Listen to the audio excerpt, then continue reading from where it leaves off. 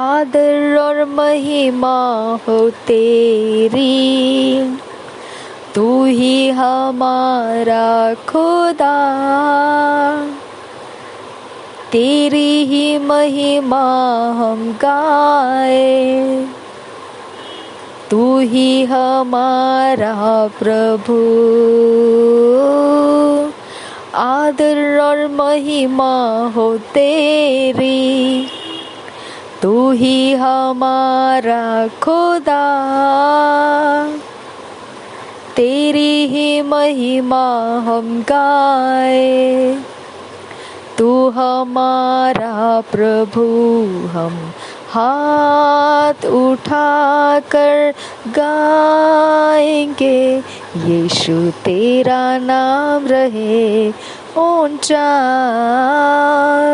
हम हाथ उठाकर गाएंगे, यीशु तेरा नाम रहे ऊंचा। यीशु तेरा नाम रहे ऊंचा। रियासे कियांदुरा हसा लाग दोल्लारा सियान कुंबरा हसे कियान और रहस्य शबियान से कियान और रसा लाग तोलरा रिदान ए कियान जोलरा सियान से कियान बोल लाग तोल्लारा से किन एर होसे लद और रहा से कियान दो रेक्तो बहा से कियान से लग तो लहा से कियान दो उलरा सियान जियालारा रेदन ए कियान जो लग दो रे रेक्तम ओ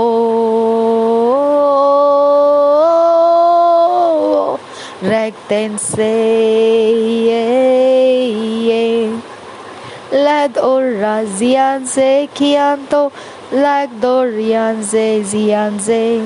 धन्यवाद करते हैं पिता, नासरी यीशु के नाम में मांगते हैं, सुन और कबूल कर। आमीन आमीन आमीन। जरमिया 38 चैप्टर 39 40 चैप्टर हम पढ़ेंगे। 38 से पहले इंग्लिश में पढ़ेंगे किंग्स जेम्स वर्जन में से, फिर पढ़ेंगे हिंदी में BSR बाइबल में से। Chapter 38 जरमिया। Accused and cast into the dungeon, Abed-melech gets him some enlargement, his counsel to the king. पवित्र आत्मा हमारी मदद करो कि हम इन वचनों के भेद समझ सके और परमेश्वर के गहराई में हम अपना जीवन जी सके। नासरी यीशु के नाम में आमीन आमीन आमीन। Then Shephatiah the son of Matan and Gedaliah the son of Pashur and Jukal the son of Shalamiah and Pashur the son of Malchiah heard the words that Jeremiah had spoken unto all the people, saying, Thus saith the Lord, He that remaineth in this city shall die by the sword, by the famine, and by the pestilence. But he that goeth forth to the Chaldeans shall live, for he shall have his life for a prey, and shall live. Thus saith the Lord, This city shall surely be given into the hand of the king of Babylon's army, which shall take it. Therefore the princes said unto the king, We beseech thee, let this man be put to death, for thus he weakeneth the hands of the men of war that remaineth in this city, and the hands of all the people in speaking such words unto them. For this man seeketh not the welfare of this people, but the hurt. Then Zedekiah the king said, Behold, he is in your hand, for the king is not he that can do anything against you. Then took they Jeremiah and cast him into the dungeon of Malchiah the son of Hamelech, that was in the court of the prison, and they let down Jeremiah with cords. And in the dungeon there was no water, but mire. So Jeremiah sunk in the mire.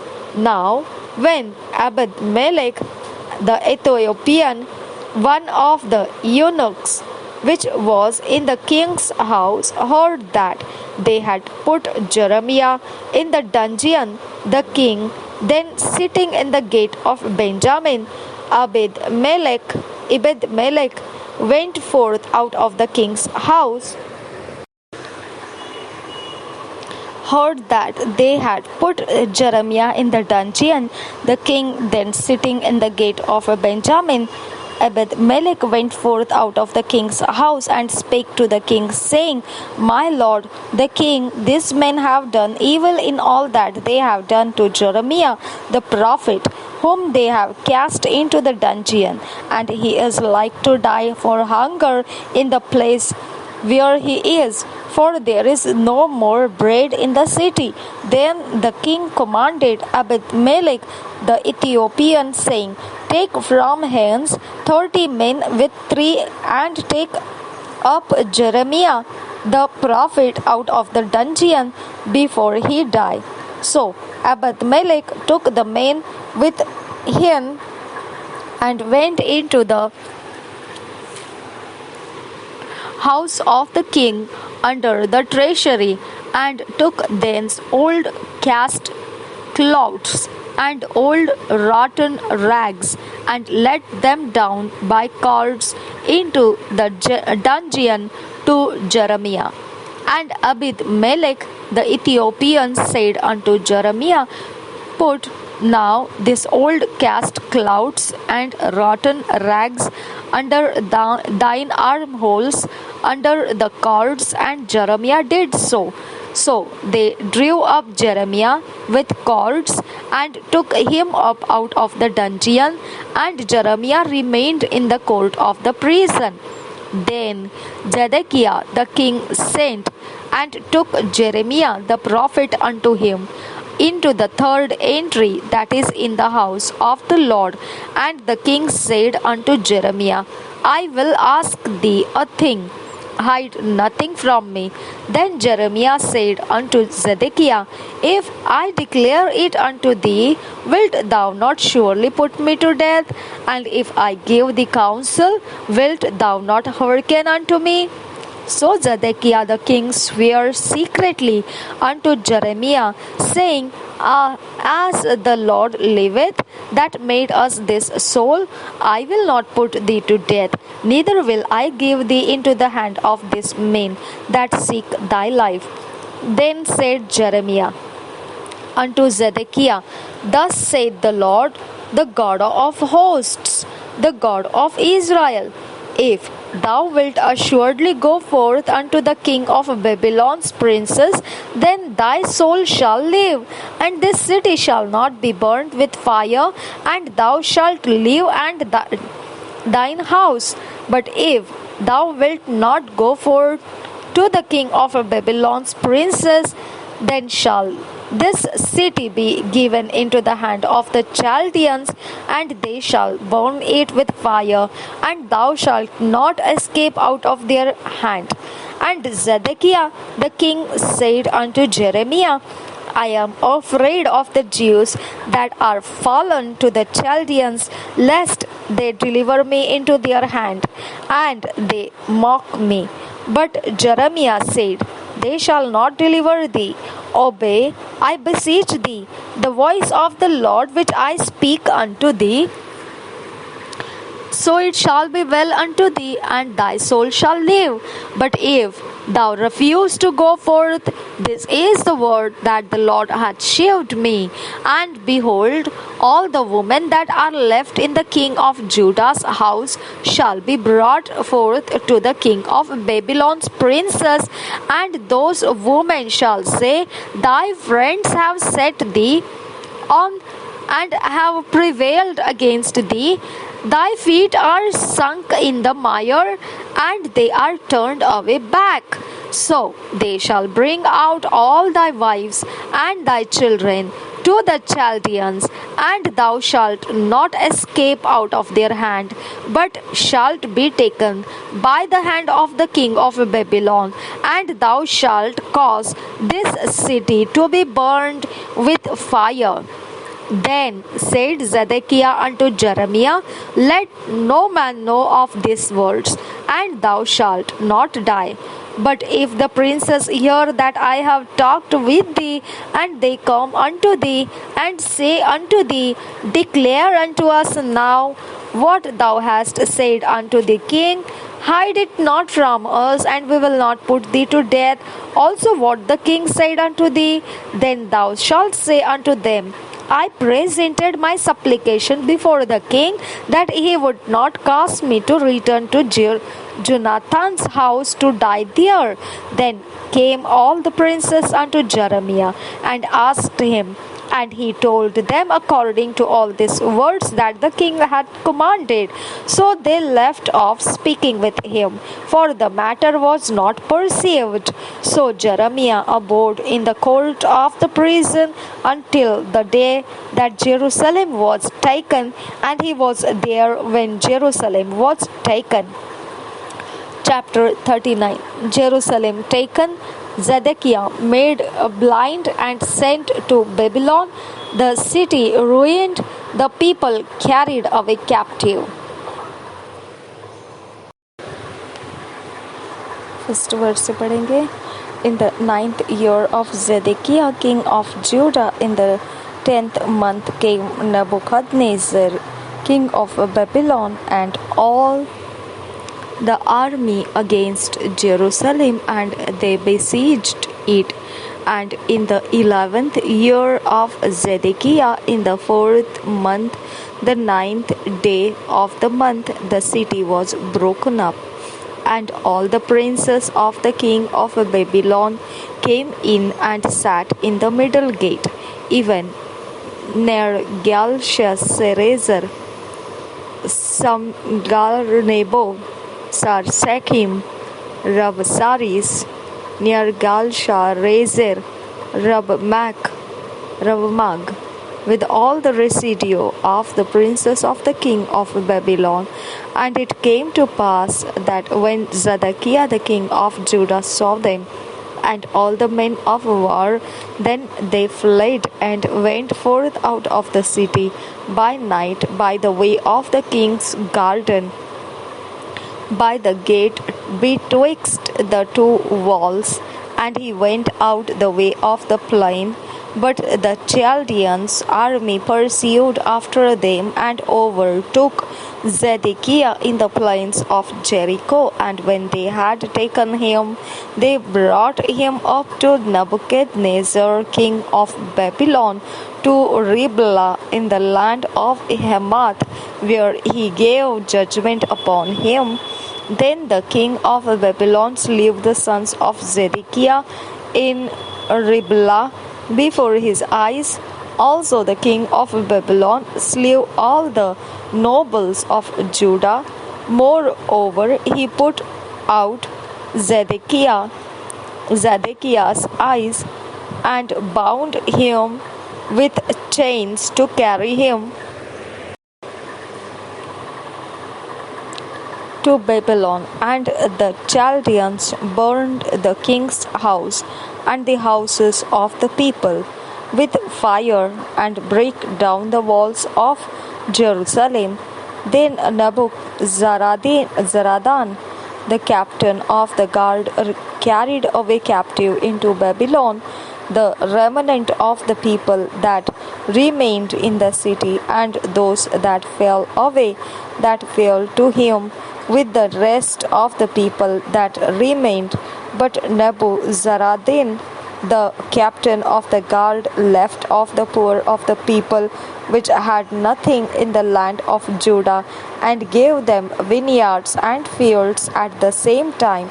Now Nebuchadnezzar king of Babylon gave charge concerning Jeremiah to Nebuzaradan, the captain of the guard, saying, Take him and look well to him, and do him no harm, but do unto him even as he shall say unto thee.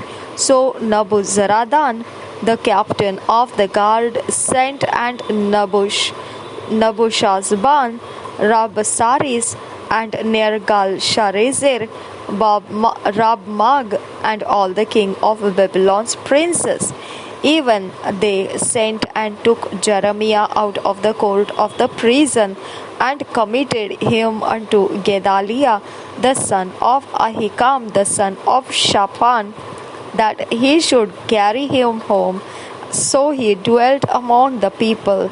Now the word of the Lord came unto Jeremiah while he was shut up in the count of the prison, saying, Go and speak to Ebed-melech, to the Ethiopian, saying, Thus saith the Lord of hosts, the God of Israel, Behold, I will bring my words upon this city for evil and not for good, and they shall be accomplished in that day before thee.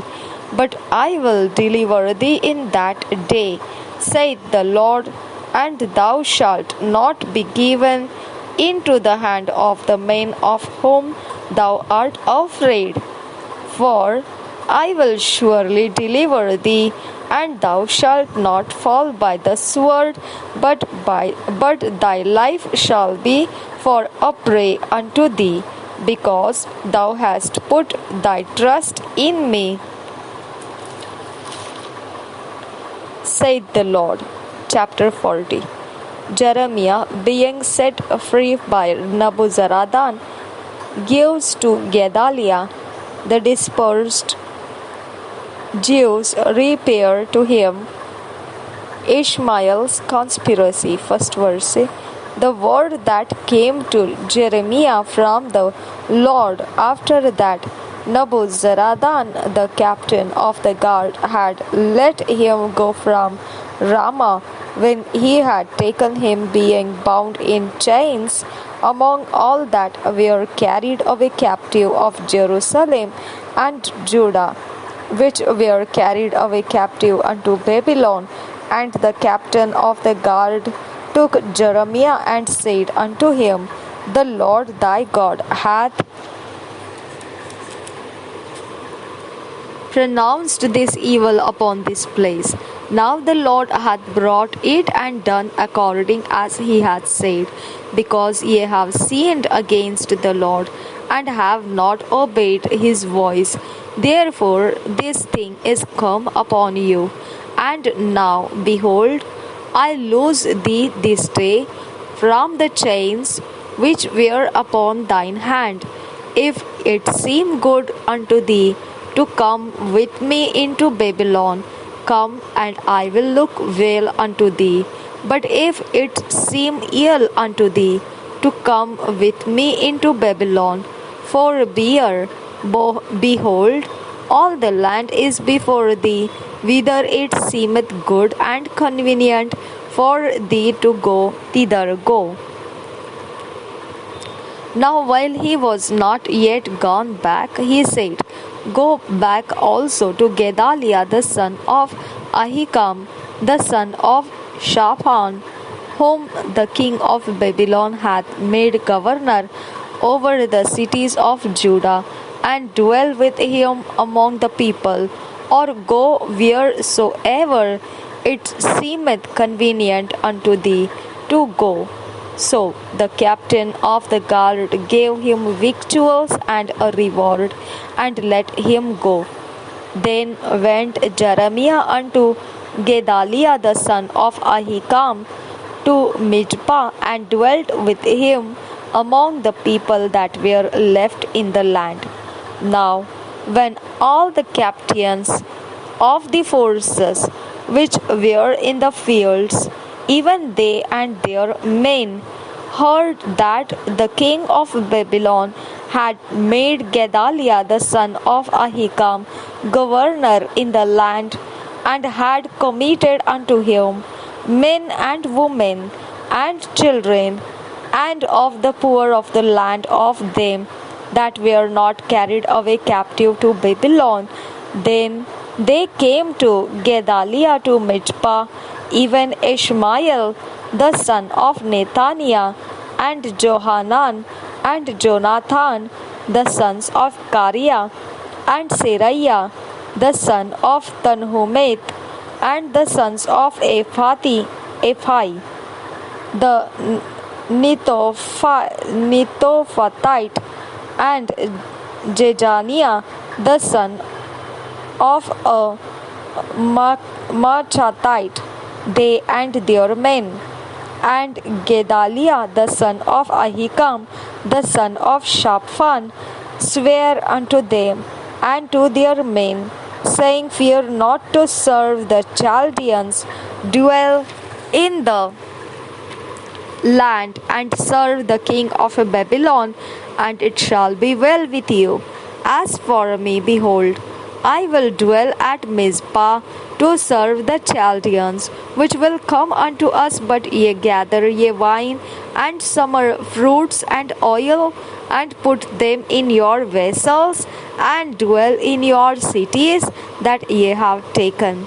Likewise, when all the Jews that were in Moab, and among the Ammonites, and in Edom, and that were in all the countries, heard that the king of Babylon had left a remnant of Judah, and that he had set over them Gedaliah the son of Ahikam, the son of Shaphan, even all the Jews returned out of all places whither they were driven, and came to the land of Judah, to Gedaliah, unto Mizpah, and gathered wine and summer fruits very much.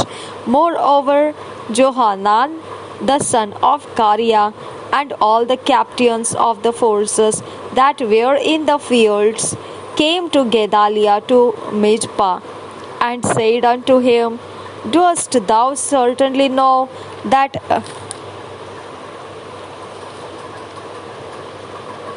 Baal is the king of the Ammonites?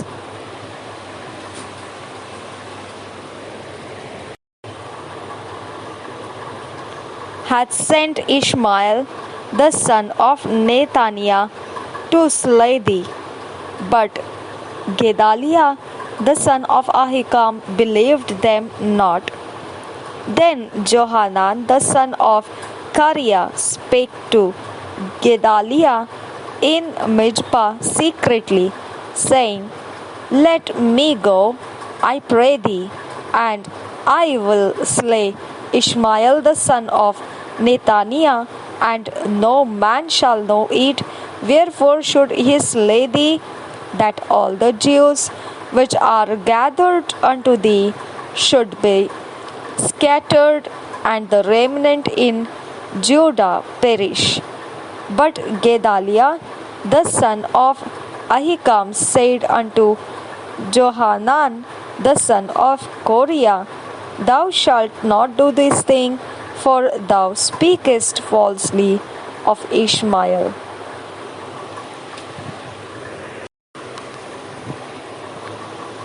यिर्मयाह की भविष्यवाणी 38 अध्याय 39 अध्याय 40 अध्याय हम पढ़ेंगे हिंदी में BSI Bible में से। यिर्मयाह एक अंधे कुएं में, पहले वचन से।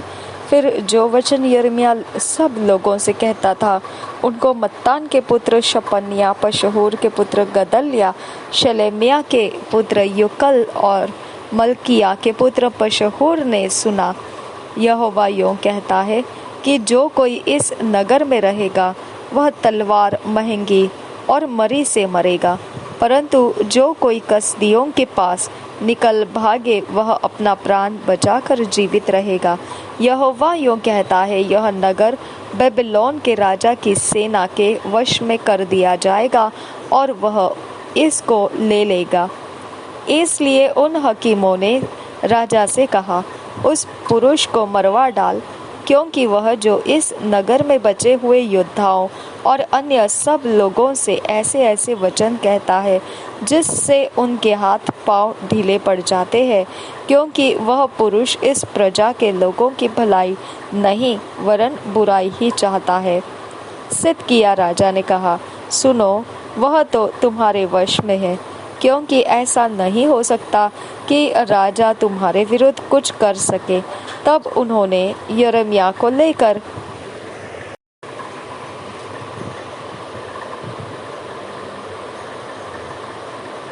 राजपुत्र मल्किया के उस गड्ढे में जो पहरे के आंगन में था, रस्सियों से उतारकर डाल दिया।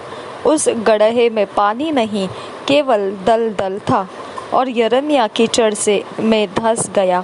उस समय राजा बिन्यामीन के फाटक के पास बैठा था। इसलिए जब एबेद-मेलेक कुशी ने, जो राजभवन में एक खोजा था, सुना कि उन्होंने यिर्मयाह को गड्ढे में डाल दिया है, तब एबेद-मेलेक राजभवन से निकलकर राजा से कहने लगा, हे मेरे स्वामी, हे राजा, उन लोगों ने यिर्मयाह भविष्यद्वक्ता से जो कुछ किया है वह बुरा किया है, क्योंकि उन्होंने उसको गड्ढे में डाल दिया है। वहाँ वह भूख से मर जाएगा, क्योंकि नगर में कुछ रोटी नहीं रही है। तब राजा ने एबेद-मेलेक कुशी को यह आज्ञा दी, यहाँ से 30 पुरुष साथ लेकर यिर्मयाह भविष्यद्वक्ता को मरने से पहले गड्ढे में से निकाल। अतः एबेद-मेलेक उतने पुरुषों के साथ लेकर राजभवन के भंडार के तलघर में गया और वहां से फटे पुराने कपड़े और चिथड़े लेकर यिर्मयाह के पास उस गड्ढे के रस्सियों से उतार दिए। तब एबेद-मेलेक कुशी ने यिर्मयाह से कहा, ये पुराने कपड़े और चिथड़े अपनी कांखों में रस्सियों के नीचे रख ले। यिर्मयाह ने वैसा ही किया। तब उन्होंने यिर्मयाह को रस्सियों से खींचकर गड्ढे में से निकाला और यिर्मयाह पहरे के आंगन में रहने लगा। सिदकिय्याह का यिर्मयाह से सलाह मांगना। 14 वचन से आगे। सिदकिय्याह राजा ने यिर्मयाह भविष्यद्वक्ता को यहोवा के भवन के तीसरे द्वार में अपने पास बुलवा भेजा। राजा ने यिर्मयाह से कहा, मैं तुझसे एक बात पूछता हूँ, मुझसे कुछ न छिपा। यिर्मयाह ने सिदकिय्याह से कहा, यदि मैं तुझे बताऊं तो क्या तू मुझे मरवाने डालेगा? चाहे मैं तुझे सम्मति भी दूं तो भी तू मेरी न मानेगा। तब सिदकिय्याह राजा ने अकेले में यिर्मयाह से शपथ खाई, यहोवा जिसने हमारा यह जीव रचा है, उसके जीवन की सौगंध, न मैं तुझे मरवा डालूंगा और न उन मनुष्यों के वश में कर दूंगा जो तेरे प्राण के खोजी है। तब यिर्मयाह ने सिदकिय्याह से कहा, सेनाओं का परमेश्वर यहोवा, जो इस्राएल का परमेश्वर है, वो यूं कहता है, यदि तू बेबीलोन के राजा के हकीमों के पास सचमुच निकल जाए, तब तो तेरा प्राण बचेगा और यह नगर फूंका न जाएगा और तू अपने घराने समेत जीवित रहेगा। परंतु यदि तू बेबीलोन के राजा के हकीमों के पास न निकल जाए, तो वह नगर कसदियों के वश में कर दिया जाएगा और वे इसे फूंक देंगे और तू उनके हाथ से बच न सकेगा। सिदकिय्याह ने यिर्मयाह से कहा, जो यहूदी लोग कसदियों के पास भाग गए हैं, मैं उनसे डरता हूँ। ऐसा न हो कि मैं उनके वश में कर दिया जाऊँ और वे मुझसे ठट्ठा करें। यिर्मयाह ने कहा, तो उनके वश में न कर दिया जाएगा। जो कुछ मैं तुझसे कहता हूँ उसे यहोवा की बात समझकर मान ले, तब तेरा भला होगा और तेरा प्राण बचेगा। पर यदि तू निकल जाना स्वीकार न करे, तो जो बात यहोवा ने मुझे दर्शन के द्वारा बताई है वह यह है, देख, यहूदा के राजा के रनवास में जितनी स्त्रियां रह गई है, वे बेबीलोन के राजा के हकीमों के पास निकलकर पहुंचाई जाएगी और वे तुझसे कहेगी, तेरे मित्रों ने तुझे बहकाया और उनकी इच्छा पूरी हो गई, और जब तेरे पांव कीच में धंस गए तो वे पीछे फिर गए हैं। तेरी सब स्त्रियां और बाल बच्चे कसदियों के पास निकाल कर पहुंचाए जाएंगे और तू भी कसदियों के हाथ से न बचेगा, वरन तू पकड़कर बेबीलोन के राजा के वश में कर दिया जाएगा और इस नगर के फूके जाने का कारण तू ही होगा। तब सिदकिय्याह ने यिर्मयाह से कहा, इन बातों को कोई न जानने पाए, नहीं तो तू मारा जाएगा। यदि हाकिम लोग यह सुनकर कि मैंने तुझसे बातचीत की है, तेरे पास आकर कहने लगे, हमें बता कि तूने राजा से क्या कहा, हमसे कोई बात न छिपा और हम तुझे न मरवा डालेंगे। और यह भी बता कि राजा ने तुझसे क्या कहा। तो तू उनसे कहना, मैंने राजा से गिड़गिड़ाकर विनती की थी कि मुझे योनातान के घर में फिर वापस भेज, नहीं तो वहाँ मर जाऊंगा। तब सब हकीमों ने यिर्मयाह के पास आकर पूछा, और जैसा राजा ने उसको आज्ञा दी थी ठीक वैसा ही उसने उनको उत्तर दिया। इसलिए वे उससे और कुछ न बोले और न वह भेद खुला। इस प्रकार जिस दिन यरूशलेम ले लिया गया उस दिन तक वह पहर के आंगन ही में रहा। यरूशलेम का पतन। 39 अध्याय पहले वचन से।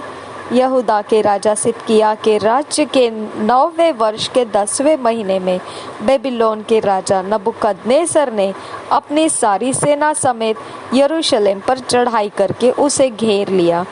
और सिदकिय्याह के राज्य के 11वें वर्ष के चौथे महीने के 9वें दिन को उस नगर के शहरपनाह तोड़ी गई। जब यरूशलेम ले लिया गया तब नेर्गल सरेसेर और समगर्नबो और खोजों का प्रधान सरसकीम और मगों का प्रधान नेर्गल सरेसेर आदि बेबीलोन के राजा के सब हकीम बीच के फाटक में प्रवेश करके बैठ गए। जब यहूदा के राजा सिदकिय्याह और सब योद्धाओं ने उन्हें देखा तब रात ही रात राजा की बारी के मार्ग से दोनों दीवारों के बीच के फाटक से होकर नगर से निकलकर भाग चले और अराबा का मार्ग लिया। परंतु कसदियों की सेना ने उनको खदेड़ कर सिदकिय्याह को यरीहो के अराबा में जा लिया और उनको बेबीलोन के राजा नबूकदनेस्सर के पास हमात देश के रिबला में ले गए और उसने वहां उसके दंड की आज्ञा दी। तब बेबीलोन के राजा ने सिदकिय्याह के पुत्रों को उसकी आंखों के सामने रिबला में घात किया और सब कुलीन यहूदियों को भी घात किया। उसने सिदकिय्याह की आंखों को फुड़वा डाला और उसको बेबीलोन ले जाने के लिए बेड़ियों से जकड़वा रखा। कसदियों ने राजभवन और प्रजा के घरों को आग लगाकर फूंक दिया और यरूशलेम के शहरपनाह को ढा दिया। तब अंगरक्षकों का प्रधान नबूजरदान प्रजा के बचे हुओं को जो नगर में रह गए थे और जो लोग उसके पास भाग आए थे उनको अर्थात प्रजा में से जितने रह गए उन सबको बंदी बनाकर बेबीलोन को ले गया। परंतु प्रजा में से जो ऐसे कंगाल थे जिनके पास कुछ न था उनको अंगरक्षकों का प्रधान नबूजरदान यहूदा देश में छोड़ गया और जाते समय उनको दाख की बारियों और खेत दे दिए। यिर्मयाह का छोड़ा जाना 11 वचन से आगे। बेबीलोन के राजा नबूकदनेस्सर ने अंगरक्षकों के प्रधान नबूजरदान को यिर्मयाह के विषय में यह आज्ञा दी, उसको लेकर उस पर कृपा दृष्टि बनाए रखना और उसकी कुछ हानि न करना। जैसा वह तुझसे कहे वैसा ही उससे व्यवहार करना। अतः अंगरक्षकों के प्रधान नबूजरदान और खोजों के प्रधान नबूजबान और मगों के प्रधान नेर्गल सरेसेर, ज्योतिषियों के सरदार और बेबीलोन के राजा के सब प्रधानों ने लोगों को भेजकर यिर्मयाह को पहरे के आंगन में से बुलवा लिया और गदल्याह को जो अहीकाम का पुत्र और शापान का पोता था सौंप दिया कि वह उसे घर पहुंचाए। तब से वह लोगों के साथ रहने लगा। एबद-मेलेक के लिए आशा। जब यिर्मयाह 15 वचन से आगे यिर्मयाह पहरे के आंगन में कैद था तब यहोवा का यह वचन उसके पास पहुंचा, जा और एबद-मेलेक कुशी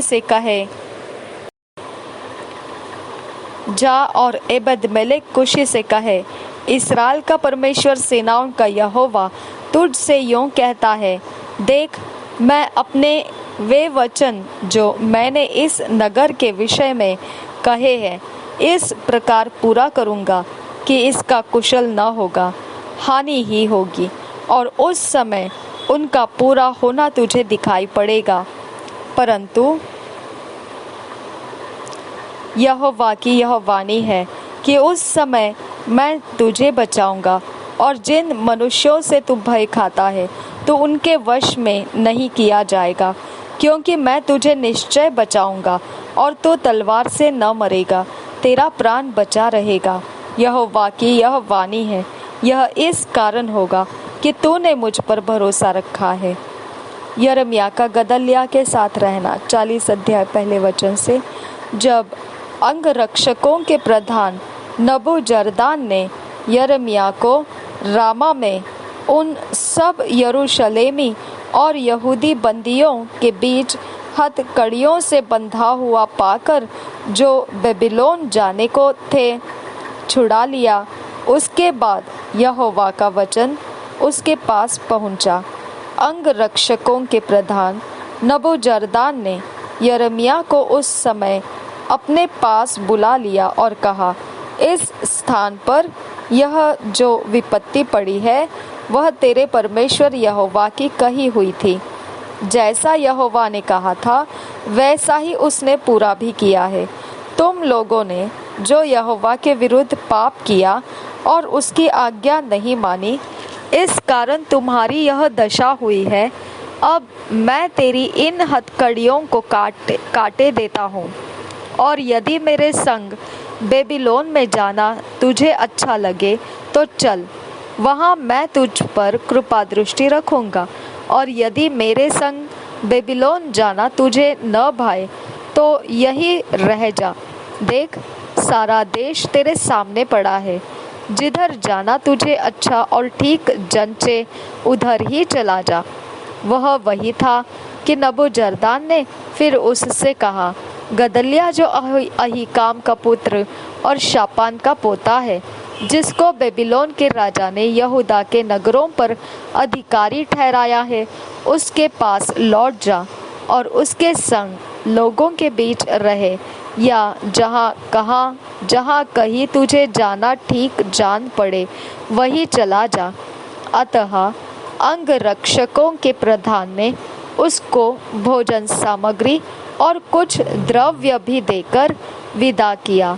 तब यिर्मयाह अहीकाम के पुत्र गदल्याह के पास मिस्पा को गया, और वहाँ उन लोगों के बीच जो देश में रह गए थे रहने लगा। यहूदा देश का अधिकारी गदल्याह। 7 वचन से आगे।